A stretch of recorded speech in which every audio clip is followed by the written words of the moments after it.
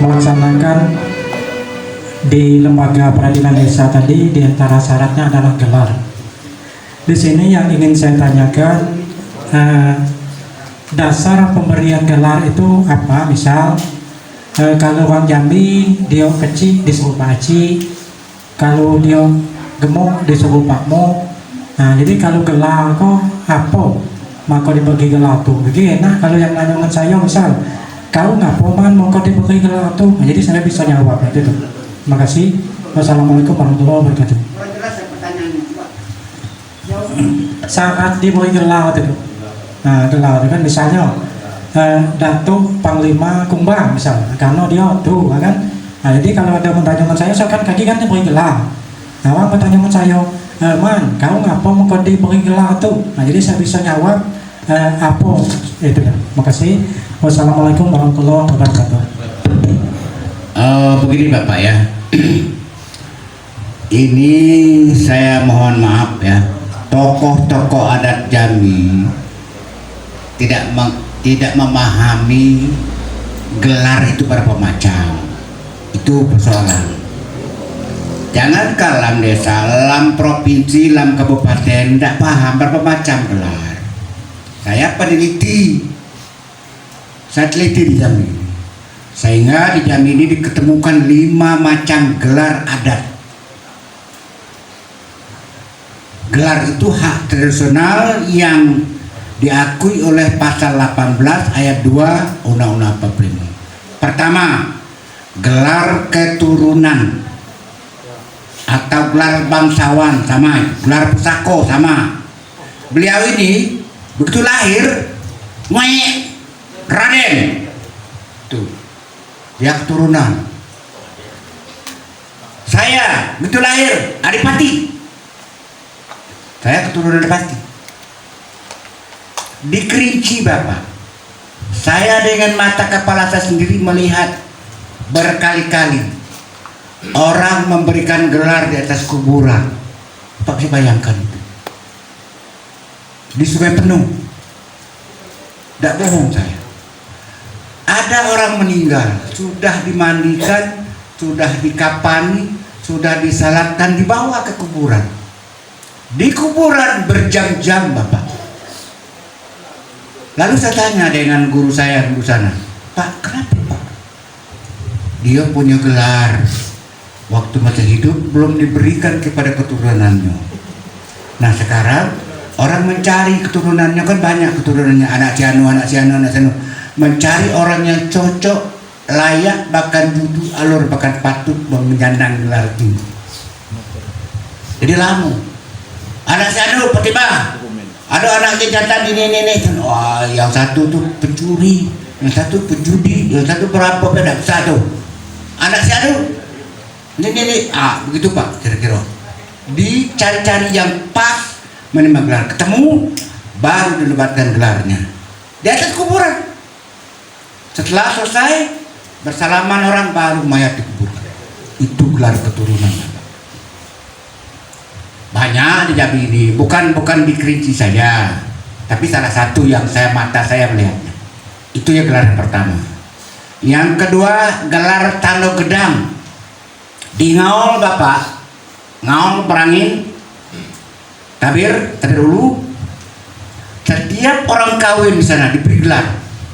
Kalau tidak diberi gelar, jadi RT tidak boleh, duduk rapat tidak boleh, anak kecil. Tuh Bapak. Maka dalam adat disebut kecik benamo gedang bagela. Itu bukan suku adat Bapak, tapi jangko adat. Jangko adat itu artinya nama, istilah, atau kaidah hukum. Itu jangko adat. Kalau suku adat, kata ungkapan yang bisa dibawa-bawa kepada satu tempat kepada tempat yang lain. Contohnya, misalnya kilat cermin sudah ke moko, kilat beliung sudah ke kaki. Itu suku adat Bapak. Bisa dibawa kepada orang bertunangan, bisa dibawa kepada orang jual beli, bisa dibawa kepada pemilu.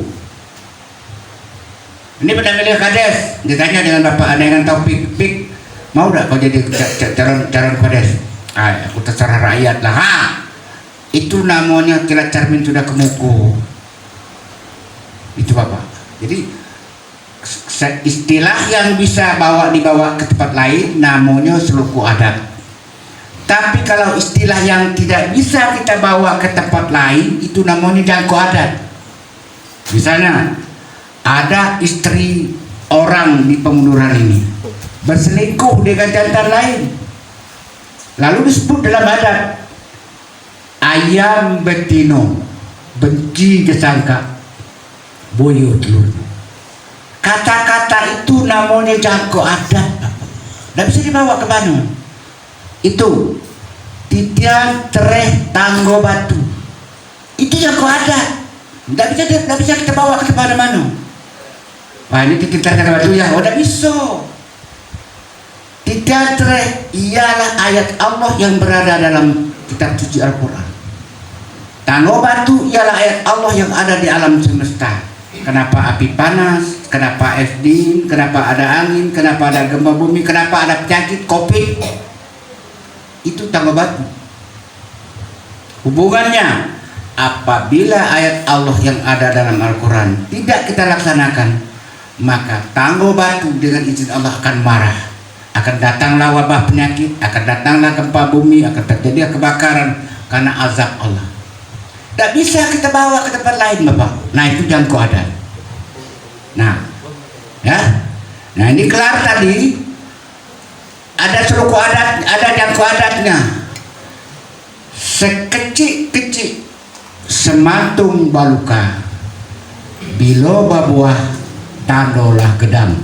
Itu bukan suku adat, Bapak. Itu jangkau adat.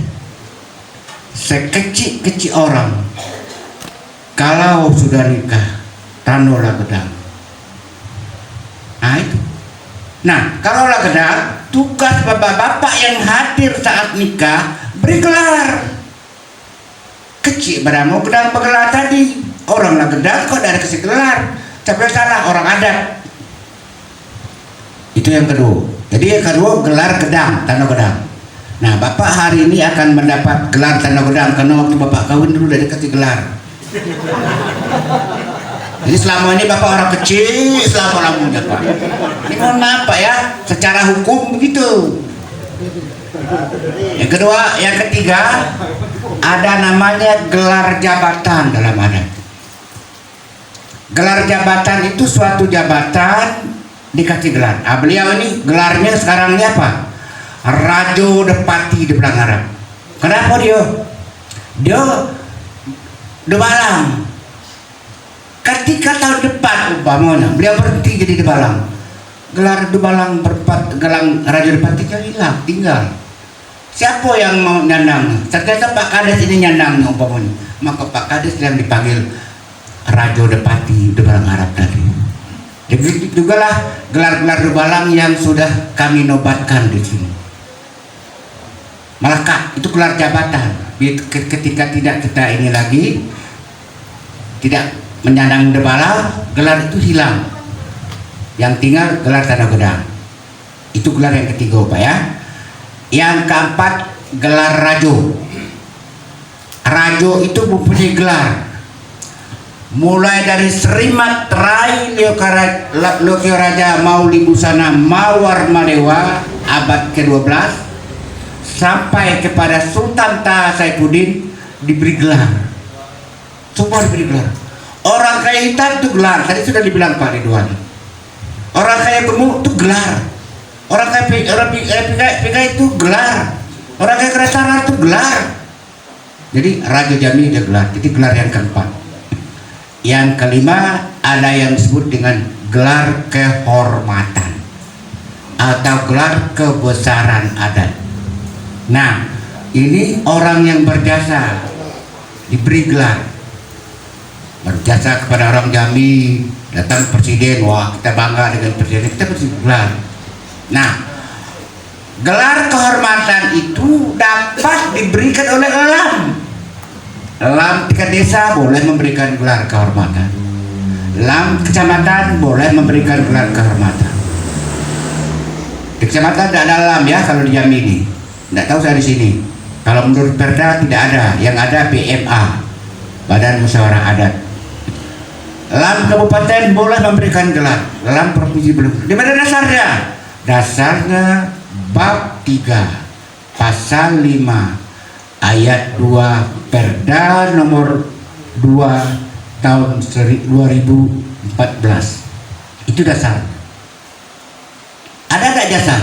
Maka kemarin itu saya bilang sama teman-teman, lam memberikan gelar kepada Menteri Dalam Negeri.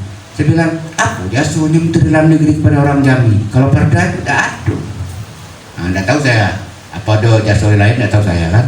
Nah itu adanya. Jadi lam itu tadi gelar kehormatan. Jadi ada 5 gelar itu. Nah sekarang kalau gelar keturunan, gelar tanda gedang, Bapak ingat, gelar ini sifatnya abadi. Paham Bapak tuh? Nah, gelar itu definisi gelar ada apa yang tahu?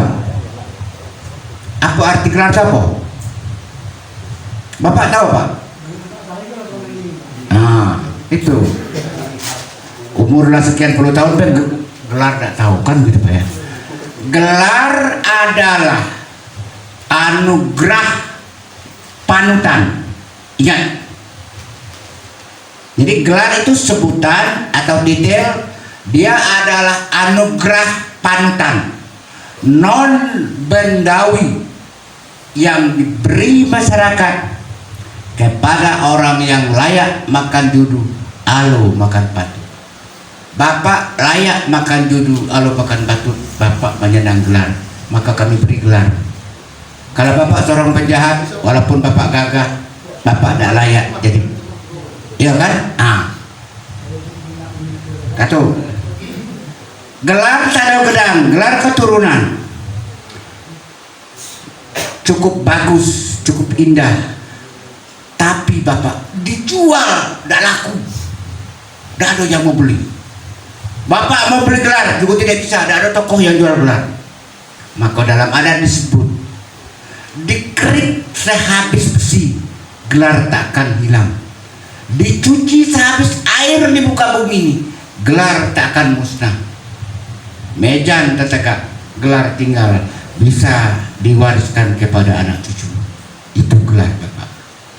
Gelar saya Adipati Cendiko Anggotarajo, dijual rokok pun tidak dapat, sebatang rokok tidak dapat. Tapi ketika saya mati, anak saya boleh menyandang gelar atau cucu saya. Jadi inilah yang disebut dengan anugerah non bendawi, anugerah panutan non bendawi. Ini harus apa? Tahu Bapak.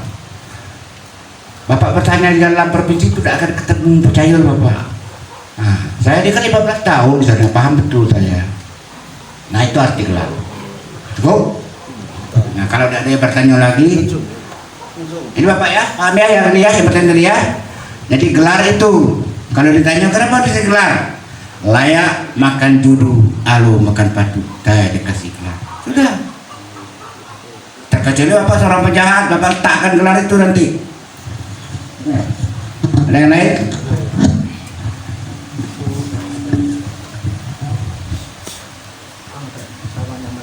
Assalamualaikum warahmatullahi wabarakatuh. Siran Sumbe tanpa ngilangnya rasa hormat saya kepada Datuk dan beliau. Kayak gini, untuk Datuk. Saya sebenarnya tidak nanya-nanya lain, saya cuma nanya cara kami nak dapat buku tuh. Karena mungkin di hari itu kami ada yang tidak punya duit belum, sembako. Seandainya kami ke depan pengen punya buku tuh, siapa yang bisa kami hubungi untuk membeli buku tersebut. Untuk semua itu Assalamualaikum warahmatullahi wabarakatuh. Ya, kalau beli buku ini bisa-bisa saja, ada duit bayar, selesai usahakan. Yang ini 50.000, ini 50.000, yang ini 200. Nah, Bapak bisa langsung ke tempat saya di Jambi bisa. Yang sering datang ke rumah saya tapi bisa pesan sama dia, bisa. Tidak masalah. Saya sebenarnya kadang-kadang risih saya Bapak menjual buku, betul. Seolah-olah saya mendagang buku, tapi demi Allah bukan untuk makan. Jujur sajalah saya. Sebelum buku ini ada pun saya sudah seperti inilah adanya. kaya tidak, miskin juga tidak. Kalau dikatakan miskin betul, saya munafik kepada Allah Subhanahu wa taala. Saya pensiun golongan 4E, hakim utama. Cukuplah untuk makan jadi sebagai orang tua. Tapi buku ini begitulah saya bicara, Pak. Jadi kalau Bapak mau, ya silakan kapan saja bisa caranya datang ke rumah saya, karena tidak ada orang jual, Pak. Saya sengaja tidak jual. Ada yang bilang, Pak taruh dia di gerama dia. Enggak, saya tidak mau. Saya tidak mencari uang jutaan. Saya mencari orang yang mau beli buku ini, mau dia baca, mau mengembangkan itu. Kalau Bapak beli berarti Bapak mau baca. Kalau tidak, itu tidak tahu apa. Dari gunung Bapak. Oke? Lagi? Nama saya Pak Rozi, Pak. Jadi di sini yang ingin saya tanyakan, dalam peradilan adat tingkat desa, seandainya si terdakwa itu tidak sanggup membayar denda, Pak. Bukannya dibuat-buat, tapi memang tidak sanggup. Anggaplah 1 ekor kambing dendanya, tapi dia tidak sanggup. Nah, jadi apa solusinya itu, Pak? Nah, itu. Jadi itulah, Pak. Assalamualaikum warahmatullahi wabarakatuh. Begini, dalam adat, kalau di sini Bapak ya, dalam bunyi itu disebutkan denda sekian. Kalau kambing 1 ekor, beras 10 gantang tidak bisa dirubah, Bapak. Yang perlu Bapak ketahui, apa yang disebut kambing adat, apa yang disebut dengan ayam adat, apa yang disebut dengan kerbau adat. Bapak jangan bayangkan kambing 1 ekor tuh yang harganya 6 jutaan, tanduk sekian panjang. Ukurannya, Pak, kambing adat itu layak makan duduk, alo makan patuk, sah dimakan oleh orang pengunduran. Bukan sakika, keliru. Kalau menurut orang pengunduran kambing umur 3 bulan biasa kita makan, ya tidak salah. Itu saya kira untuk mengatakan tidak mampu bayar itu rasanya jauh, Bapak. Nah, kalau juga tidak bayar, dia tidak mampu juga, udah keluarkan dari adat, Bapak. Pergilah kamu udah cari desa lain. Dunia ini kan luas, bukan pengunduran aja desa. Kalau nunggu di pengunduran beradat, kalau tersalah bayar. Tidak mau bayar, ya pergilah kamu. Ada risikonya, Bapak. Di kampung saya, karena barangkali sudah terbiasa orang melaksanakan adat. Umpamanya Bapak Suhaimi ini misalnya dia melanggar adat, lalu dijatuhkan hukum, dia tidak mau bayar. Nenek kepala desa langsung umumkan, Suhaimi mulai hari ini keluar dari adat. Bainduk kepada gajah, bapak kepada harimau, bakambing kepada kijang, ayam kepada bau. Tidak dikurung ke petang, tidak dilepas pagi. Kelam tidak disuruh terang sedikit. Kalau dia bersedekah, tidak boleh dihadiri. Siapa yang menghadiri dihukum. Kalau dia sakit, tidak boleh dibesuk. Siapa yang membesuk akan dihukum. Kalau dia mati, tidak boleh diurus, terkecuali fardu kifayah dari pegawai syarat. Itu saja. Malam nanti rumah Pak Suhaimi dilempar anak-anak dengan batu. Betul. Heboh. Kemana dia ngadu? Itu di kampung saya, Pak. Orang sudah dikeluarkan adat, berarti musuh negeri. Bukan orang sana, walaupun dia tinggal di sana. Siapa yang melempar malam? Dia tahu kita siapa entah tengah malam. Bingung dia. Akhirnya menyerah, Bapak. Itulah upaya paksa dalam adat. Tidak ada selain dari itu. Nah itu anak, ya. Adapun pertanyaan dari saya itu tentang desa adat. Nah, jadi APOB ketentuan-ketentuan yang harus dipenuhi tentang melaksanakan tentang jadinya desa adat dan melaksanakan untuk masuk kategori desa adat itu. Nah, itu soalnya dalam penyelesaian permasalahan yang tadi kita sampaikan itu harus secara tradisional adat. Nah, itu Datuk. Itu pertanyaan dari saya. Sekok dari Datuk. Begini, pertanyaan Bapak itu sebenarnya sudah ada dalam Undang-Undang Nomor 6 Tahun 2014. Desa adat tidak disebut di situ, Pak. Jadi desa adat kalau disebut undang-undang itu Pak ya, harus kembali kepada cara adat. Kepala desa balik secara adat. Syaratnya kukunya nyaring, bulunya rampak, ikurnya simbai, badannya bedegok, kakinya jarinya cakar, jalurnya runcing. Nah, itu dalam adat. Sudah ada di situ sebenarnya. Tapi kalau ditanya apa menurut Bapak saja, menurut saya desa adat itu harus mengembangkan hukum adat, harus ada adat. Ke pemangku adatnya harus ada gelar adat. Peradilan adat harus dipimpin oleh pemangku adat. Hakim adat harus bergelar adat. Melaksanakan hukum pidana adat harus ada cerano siris nampan dengan debaran adat. Itu Bapak. Kemudian menjatuhkan hukum juga dalam sidang peradilan, tidak boleh di luar. Jadi melaksanakan tatanan hukum adat yang ditinggalkan oleh orang kaitan, itulah menurut saya, selain dari yang ada dalam undang-undang itu Pak ya. Dalam undang-undang itu sudah disebutkan mana yang desa adat. Dalam Undang-Undang Nomor 6 2014 itu sudah disebut situ. Nah, desa adatlah yang boleh menyidangkan seperti tadi peradilan desa. Itu Bapak. Selama ini kan kita mengaku desa adat, tapi adatnya tidak mengerti, gelar tidak ada, peradilan desa tidak ada, Dubalang Perpat tidak ada, cara nosiri pun tidak punya, keris sampah tidak punya, keris kata sitio tidak punya. Padahal ini perangkat adat yang mesti ada dalam desa, tidak bisa tidak.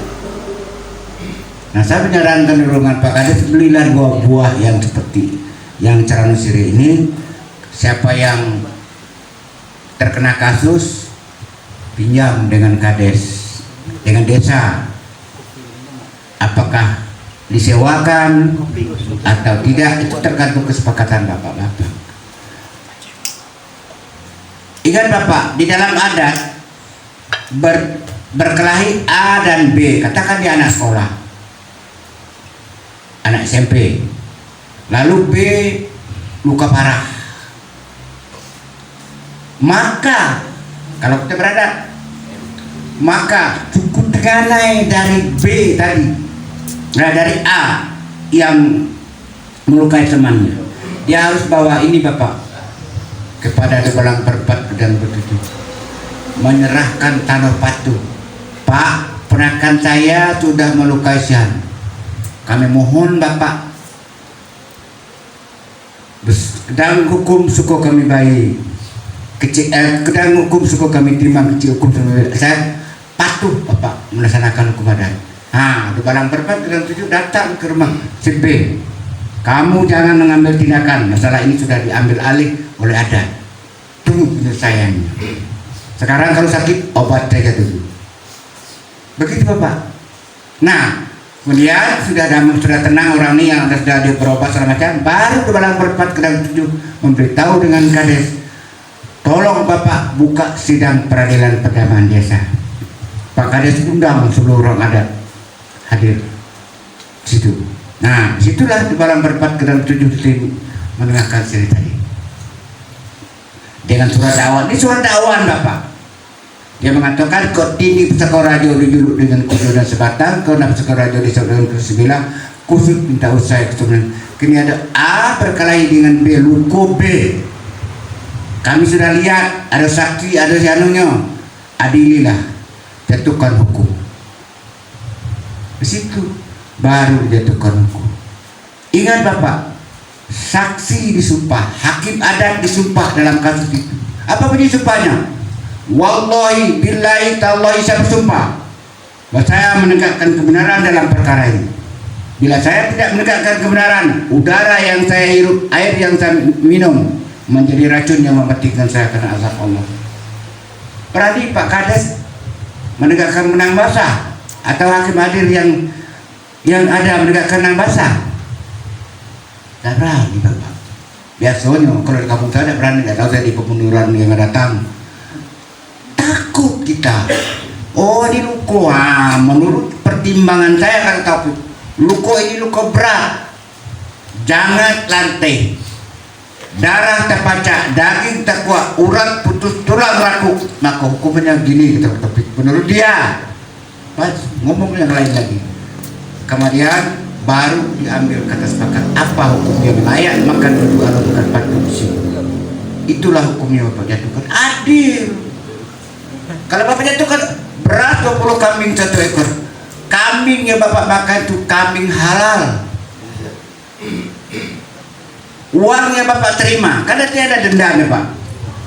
Denda ada tuh bunyinya begini Bapak, kecil babatu gedang babungkal baik baku palu itu tidak bisa dirubah. Maksudnya denda adat itu 10% untuk hakim yang bersidang, 90% untuk korban. Karena ini orang yang luka, berarti 90% untuk orang yang luka. Nah, kalau dalam perzinahan atau berselingkuh bujang gadis dalam desa, maka korbannya negeri, maka dendanya balik kepada negeri, 10% untuk yang bersidang. Nah gitu Pak. Jadi itu kalau menurut saya sebagai tambahan yang ada dalam buku itu harus tegakkan hukum adat sesuai dengan peraturan adat. Jangan Bapak ketemu orang lain dari 5 juta dan dapat kampung. Ini terjadi Bapak. Saya lihat dengan mata kepala saya sendiri di Jambi. Saya bilang pasal 365 9 tahun penjara. Kalau orang melapor kamu hancur. Ada apa terjadi? Dibalikkan uang itu kepada pemilihnya, keluarganya, running balik, baru disidangkan. Jangan kita beralasan menegakkan hukum tapi melanggar hukum, jangan. Nah, itu Pak ya. Sekarang kalau ada yang lain.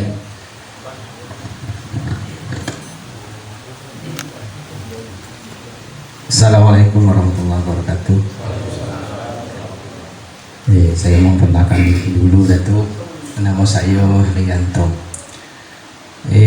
Cukup yang lebar yang dipaparkan Datuk, tapi kalau saya belum maco, saya banyak juga ada paham bahasa Datuk di situ. Nah, ada hal yang kepengen saya tanyakan Datuk. Dulu Desa Pemunduran ada namanya punya tanah bengkok Datuk. Nah, tanah itu kan tanah garapan milik desa yang tidak bisa diperjualbelikan kecuali kesepakatan warga. Nah, bisanya disewakan. Nah, tanah itu gini itu Datuk, nggak sudah banyak milik pribadi, mungkin ada juga yang sudah sertifikat yang dijual belikan oleh warga. Apakah ada kemungkinan Datuk, itu yang saya tanyakan itu, bisa balik ke desa melalui proses hukum adat itu Datuk? Nah, saya rasa sampai di situ. Assalamualaikum warahmatullahi wabarakatuh.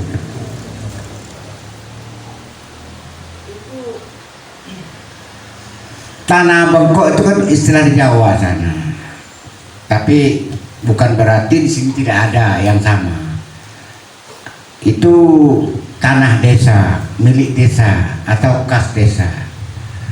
Itu bisa kita ini secara adat dan bisa diperkarakan di pengadilan negeri juga bisa kalau memang benar itu tanah adat tadinya, tanah bengkok itu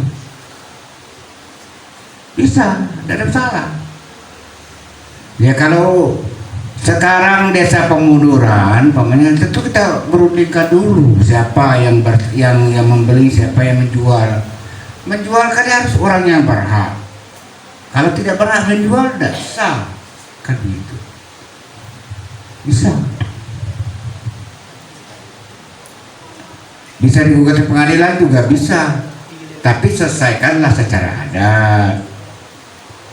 Itu, ya, gitu aja.